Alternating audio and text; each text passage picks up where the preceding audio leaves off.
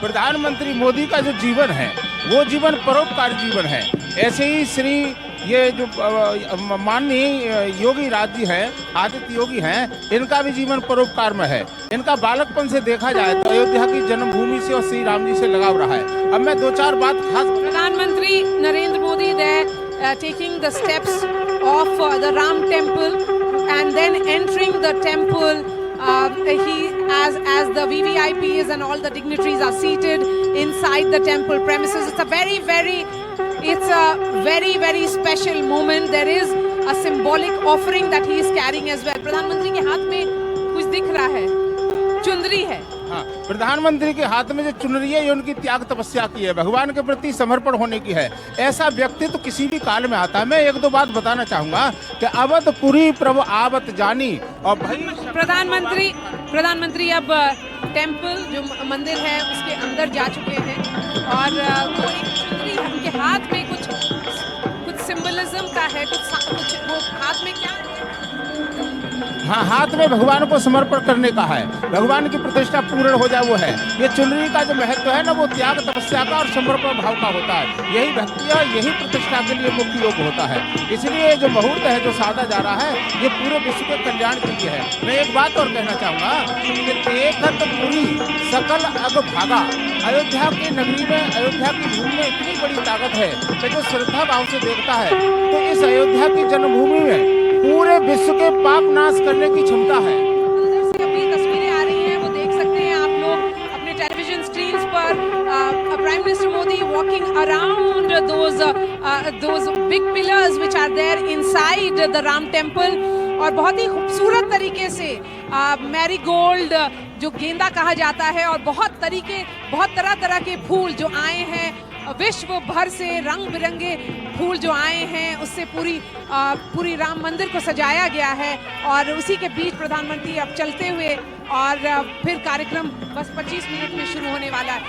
बस ये बताएंगे प्रोफेसर साहब, ये जो मंदिर है उसकी जो कला का इस्तेमाल हुआ है, जो आइकन्स हैं और जो आइकनोग्राफी है उसका सिग्निफिकेंस बताइए, जो जिस तरह के हुआ है मूर्तियों पर।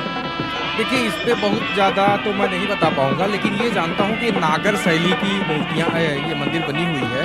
और ये मैं अयोध्या का रहने वाला हूँ तो ये बताऊँ कि ये करीब मैं 24-25 साल से तो मैं देख ही रहा हूँ। तो 24-25 साल से देख रहा हूँ, ये कार्य हमेशा चलता ही रहा यहाँ एक अयोध्या कार्यशाला में।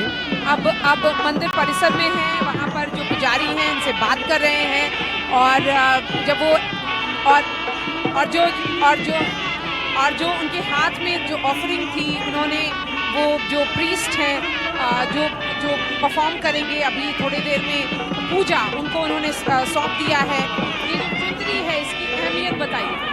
और अब बैठ गए हैं वो वहाँ पर, ये कार्यक्रम शुरू हो रहा है। चुनरी की जो अहमियत है वो इतना बड़ा विशाल है कि बिना चुनरी का पूरा ही नहीं है, क्योंकि चुनरी में उनकी दिव्यता भाव है, वो ऑफरिंग है, वो जो है एक प्रकार का समर्पण भाव है, उसमें समर्पण भाव छिपा हुआ है। चुनरी उन्होंने पास रखी और इतने दिन से जमीन पर शयन किया और अपना अन्न पानी त्यागा, अनेक प्रकार के व्रत अनुष्ठान किए।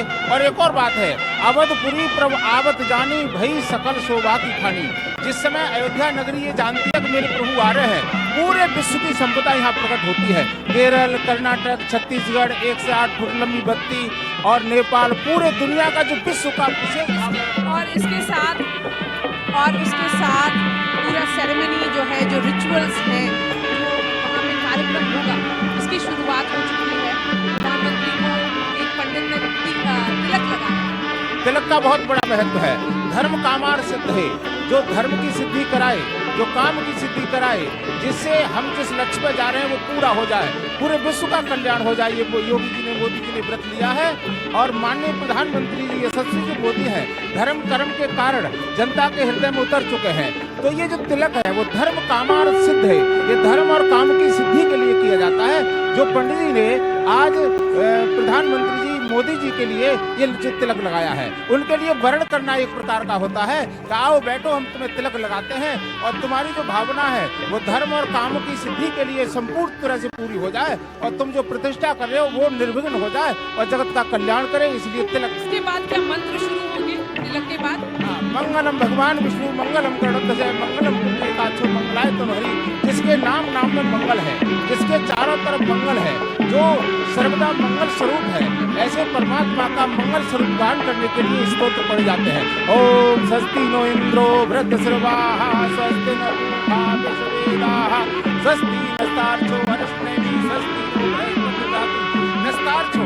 इसका मतलब है सारे जो हमारे विघ्न बाधाएं वो दूर हो जाए, और इंद्रदेव, वरुणदेव, सूर्यदेव, कृपादेव, सरयू मैया, गंगा मैया, जमुना मैया, प्रयागराज, तीर्थराज, चित्रकूट, मंदाकिनी, और जितने भी हमारे देव हैं, सूर्यदेव, वरुणदेव, और जितने भी नवग्रह इत्यादि हैं, वो सभी हमारे अनुकूल हो जाए। इष्ट प्राप्त है, अनिष्ट परिहारी, हमसे अनिष्ट दूर हो जाए और हमें इष्ट की प्राप्ति हो जाए।